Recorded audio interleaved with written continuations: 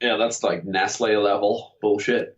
It's like we're not doing this to make a profit. We're doing this just because we're bastards and we hate humanity. Yeah, see how far we can fucking take the piss. I think I would though. I think if I was in that position, I'd do it. I've thought something similar actually. After years of ranting about like the military industrial complex and the fucking Illuminati and stuff controlling people, I thought if I was in that position and I was like a scion of a huge, family like the Rockefellers or something, Yeah, Rothschilds or something like that. Childs, I thought, you know what? I'd just do the same thing. If I'm really powerful and, intelligent and have all these resources at my fingertips, I'd probably just manipulate everyone too because it's really Of course you would. fun, probably. Exactly. Well, there's a quote, and it's like I'm probably paraphrasing it. It's like, "Power corrupts, and ultimate power corrupts ultimately."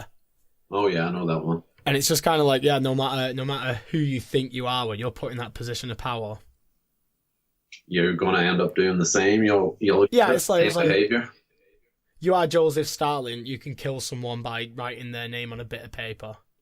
That's crazy power. And there's no remorse, there's no kind of consequences from it. I mean, like maybe personal remorse, but Yeah, you can probably ignore that for a long time. yeah, exactly.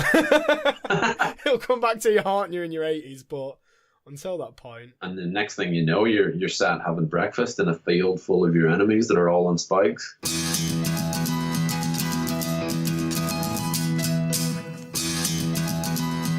There was one, and my brother, he's got like a bunch of kids, and like I was over, and the kid came in and it was like, Daddy, what happens when you die? And I'm like, yeah, what happens when you die? Answer this question.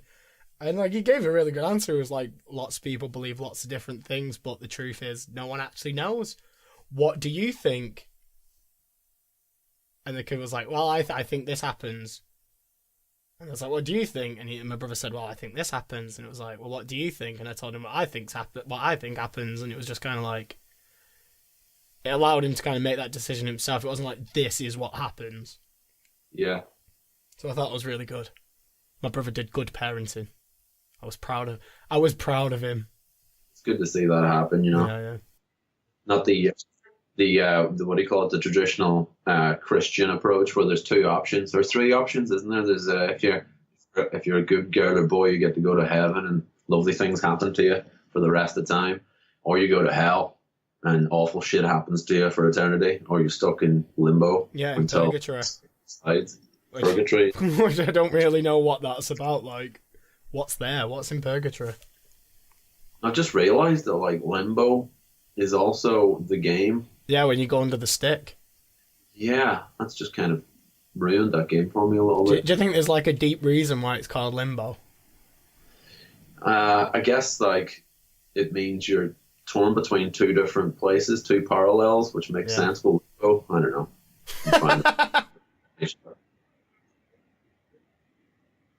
It's just it just reminded me actually of the festival that 10 Foot Wizard just played down the south coast near Brighton. We played a festival called Bimble Bandada.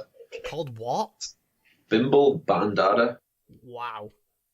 But it's a traveling stage, like a traveling tent that goes to other festivals like Beautiful Days, stuff like that. That's quite cool. And it's called the Bimble Inn, They have their own festival called Bimble Bandada, and they kindly asked us to come and play, that was last month, I think. And we decided to have a limbo competition during our set.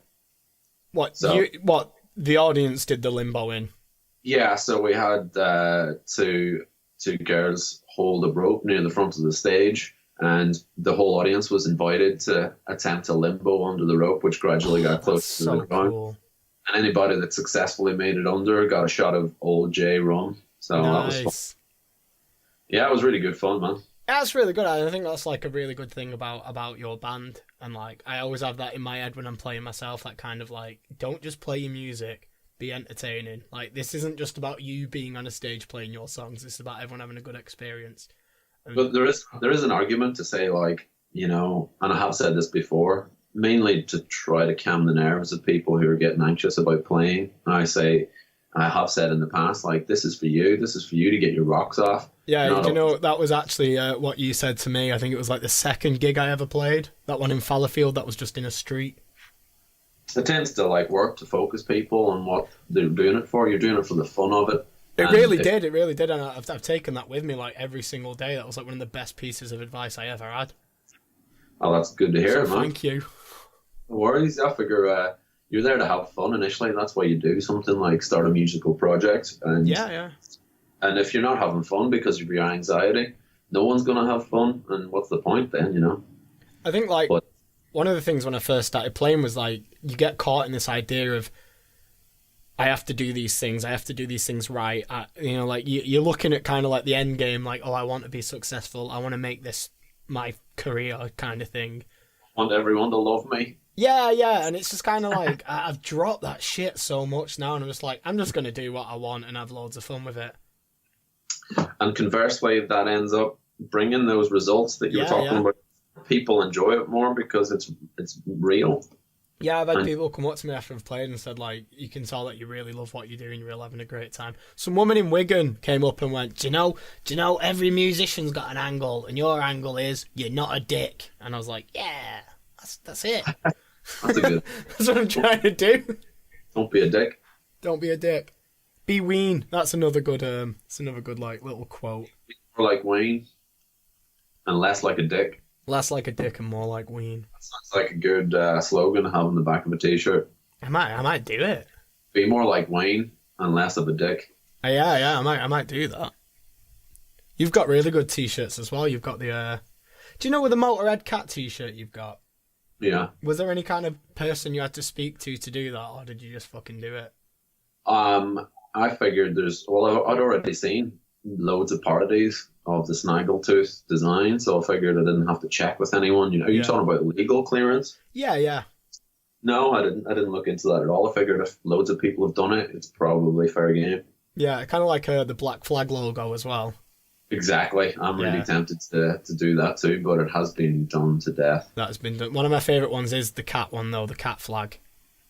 Cat flag. That's the first parody of the Black Flag logo I remember ever seeing, and since then it seems like there's a new one every day. It's the most memorable one for me too, the cat flag one. Yeah. I think I had it as my Facebook profile picture at one point. I liked it that much. It's really tempting to just do parodies of stuff all the time. Like the night that I put on Riffs and Rome tends to not have the posters don't tend to be original pieces of artwork. I really enjoy taking, a cinema poster for some B movie and adapting it for my own ends, or like a brochure from the 80s for holidays, in Santa Cruz or something. Just taking something like that. I always like to put an angle, a slant on something that already exists. Seems like fun, And plus, if people already recognize the image, it's already something that's evocative for them. Yeah, it draws their eye right to it if they've seen it before. Half the work's done already because it's something that they know, they're already familiar. Yeah, it's a really good idea. I mean, like, I like doing stuff like that as well. I mean, the whole kind of, like, within music as well, like, people doing sampling. I suppose that's, like, a similar kind of thing.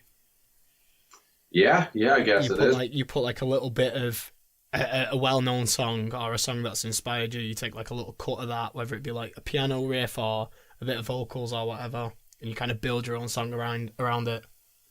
I think first time I listened to De La Soul, I heard this. I don't remember which song it was, but they sampled Steely Dan, a band that I've loved for a long time. That was like a window for me. I could listen to the song then because I recognized that hook, and that was the doorway in to appreciating De La Soul. I suppose it can go the other way as well, though, because like if you sample something you really love and it's by an act that you dislike, you're like, well, I'm never fucking listening to them again. Oh yeah, and it puts you off the song of the band that you love as well. Yeah, because it's got that connotation. You just hear the fucking the radio-friendly version. You're just like, nah, fuck that. Yeah, I think some I don't know who, some electronic sort of act sampled Caius recently. Oh really? It was Queens of the Stone Age. I think Regular John, the riff from that maybe, or Avon. All right, Avon. Yeah. What, the catalogs? There's a song off the first Queens of the Stone Age album called Avon. It was originally called Nova. They just reversed the word, so it was back to front. But yeah, someone with questionable artistic integrity has sampled the riff and just made a song that's just awful. Questionable artistic integrity. That's my favourite phrase ever. That's my diplomatic. That's a very nice way to say very shit.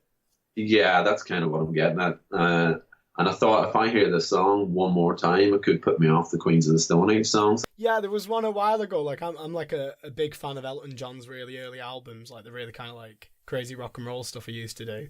And some like R&B group used Tiny Dancer in something. Yeah. And it fucking put me off Tiny Dancer for ages, but I got over that. I got past it, and now I'm sampling Tiny Dancer in a new song.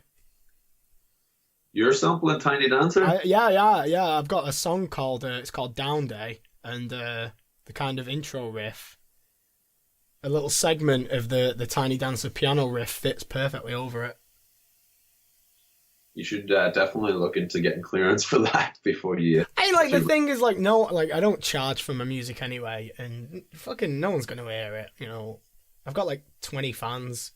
That doesn't stop, someone taking legal action and suing the ass off you. It doesn't matter if you've made money or anything. I think there's certain rules, isn't there? There's like you can take a small snippet. I think it's like up to a certain amount of seconds. Yeah, you can use if it's like a few seconds long, you can get away with it. And I think one of the main sort of criteria is like if you use it as a what's the word now that I'm looking for? If you use it musically, I guess, and it's a motif that's repeated, looped. Yeah. It becomes a musical feature. Then you want to avoid that. But if it's a standalone sample on its own that isn't repeated over and over and used as a musical device, then that's okay. Right, yeah. Something I'm going to have to look into then. Yeah, like I've been using samples, as you know, and I plan to use more in the next 10 Foot Wizard album, so I've been researching this myself. I want to make sure I don't get myself in any trouble. Yeah, I think with the kind of stuff you're using, though, I mean, like, when you're taking cuts of, like, speeches from philosophers and stuff like that, I think they'll be quite cool with it because it's kind of promotion for them. It isn't like a major label, Well, like I sampled Alan Watts on the last album, and he's dead now. He died in '73, but his family look after his estate. And when I was researching into using him on my music, I found out, like, I don't know for sure, but I read somewhere that his son has actually brought lawsuits against other people for using his stuff. No way. All of his spoken word stuff is all licensed, and you have to get clearance to use his stuff. So you just got to close your eyes and hope that doesn't happen. No one finds out.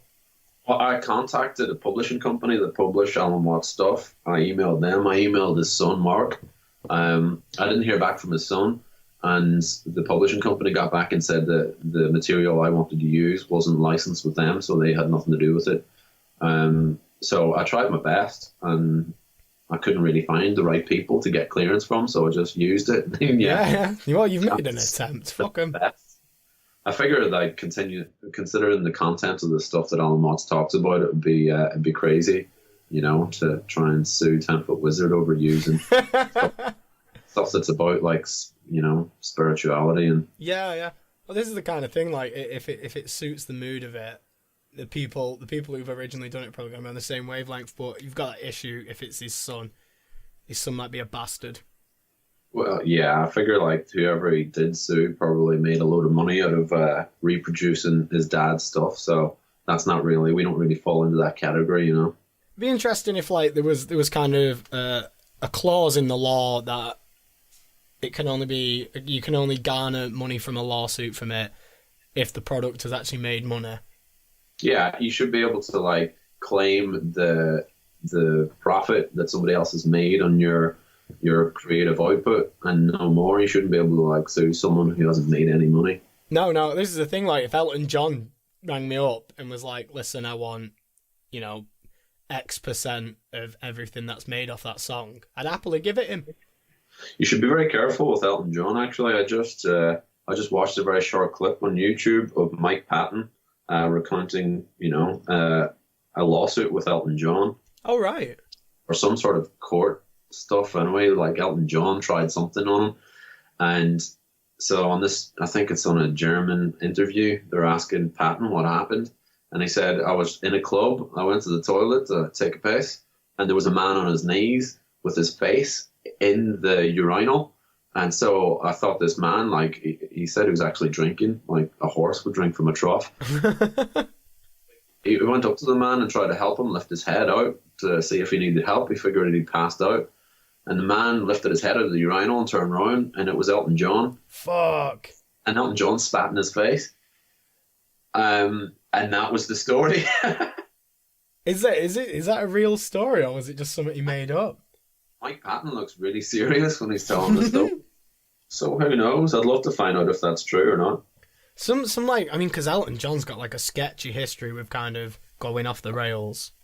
Oh yeah, he's a fruity character. Yeah, cocaine butties and stuff like that. Cocaine on toast for the morning and shit like that. When you say butty, you mean sandwich or you mean like you put else? cocaine? No, you put cocaine on the bread and then you eat it. Oh right, see now. It wasn't like a gay sex move.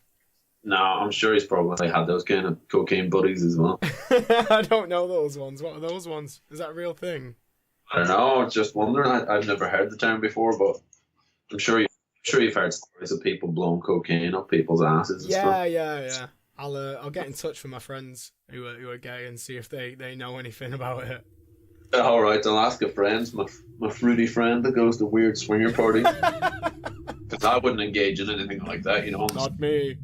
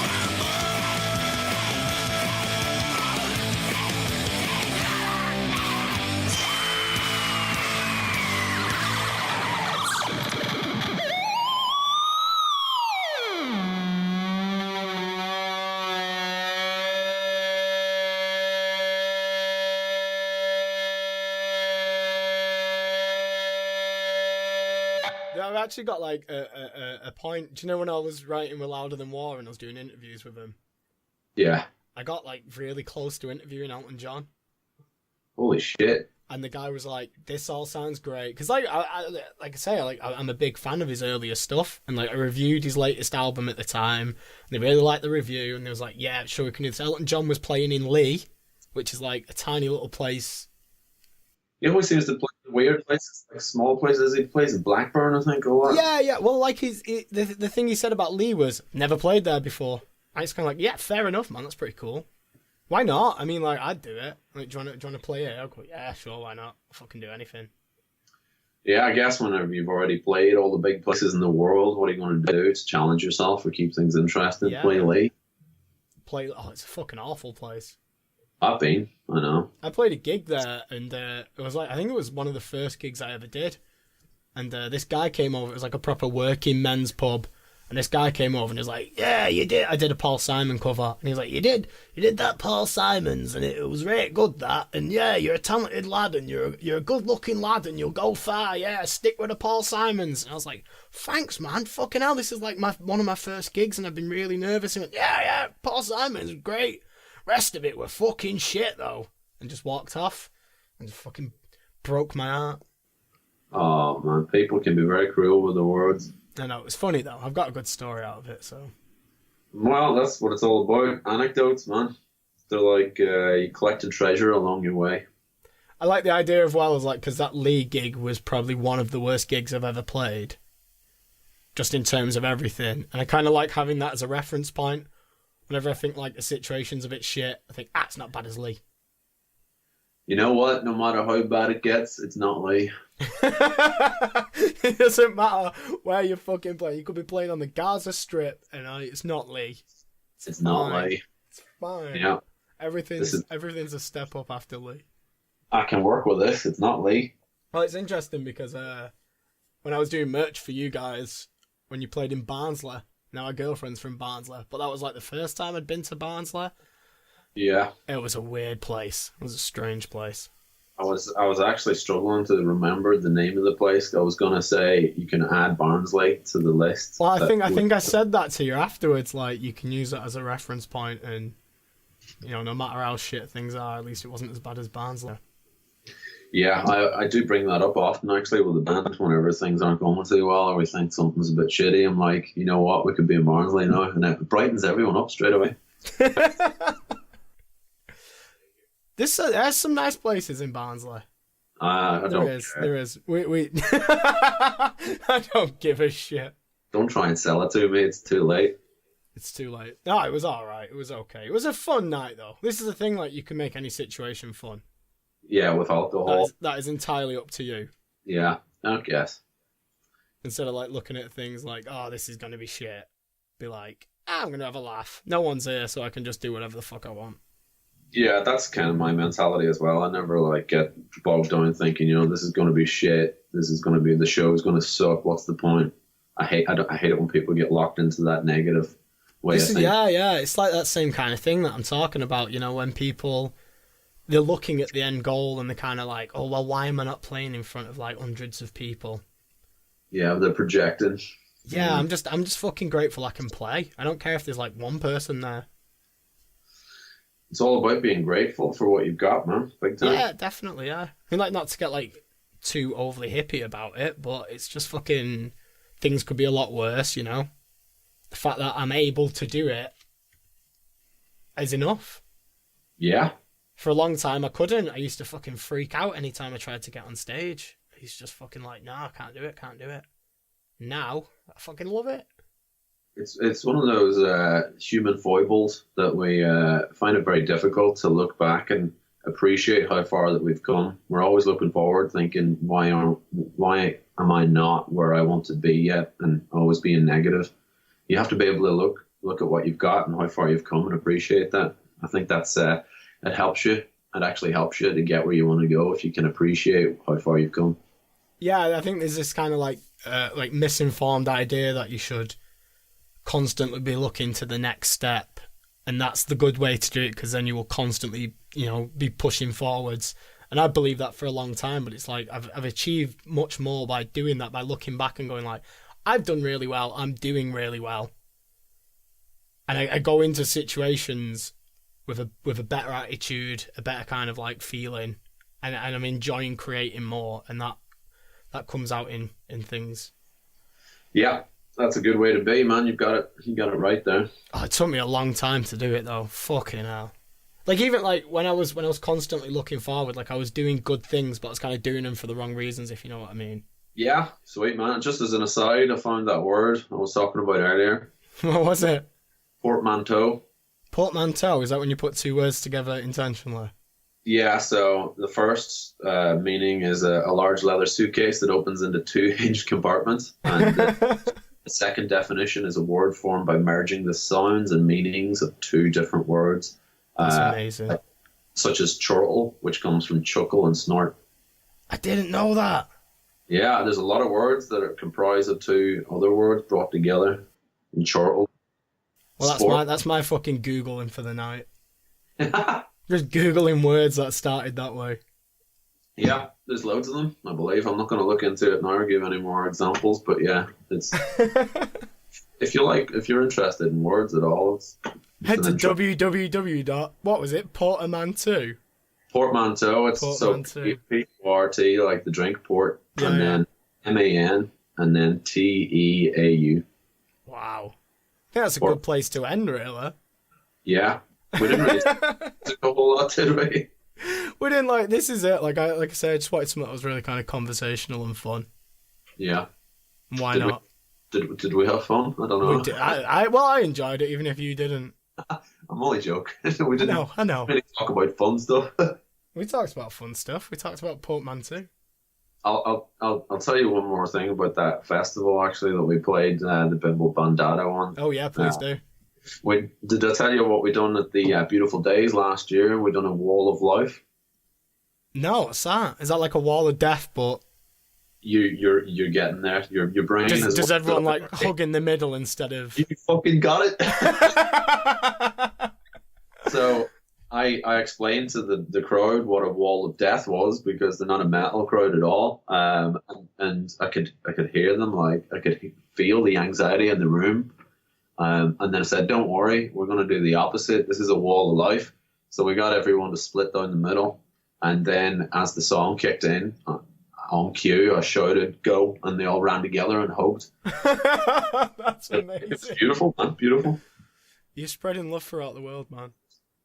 That's what everyone should aim to do, really. Yeah, that's a beautiful thing. I bet it looked amazing as well. It did look amazing. I only wish that we had some footage of it. Yeah, someone's got to film that. We need to start bringing GoPros and having them on stage to capture these moments. These special ones that you can kind of just clip onto things. They've got like the little legs that bend round. Stick it at the end of the microphone. Yeah, you can even just clip it onto the headstock of the guitar. That's going to get the best view, really. Yeah, that's a good idea. Yeah, I'll have to do that at some point. Yeah, I'm not ready to shell out for a GoPro. I'll have to get one off someone else. Yeah, just steal one. Unless any companies out there want to sponsor us and give us some gear. That'd be good. Get in touch. Yeah, man, I think that'd be great for advertising. To have GoPros capturing wall of life. Yeah, like spreading beauty throughout the world. GoPro, buy it now. £500.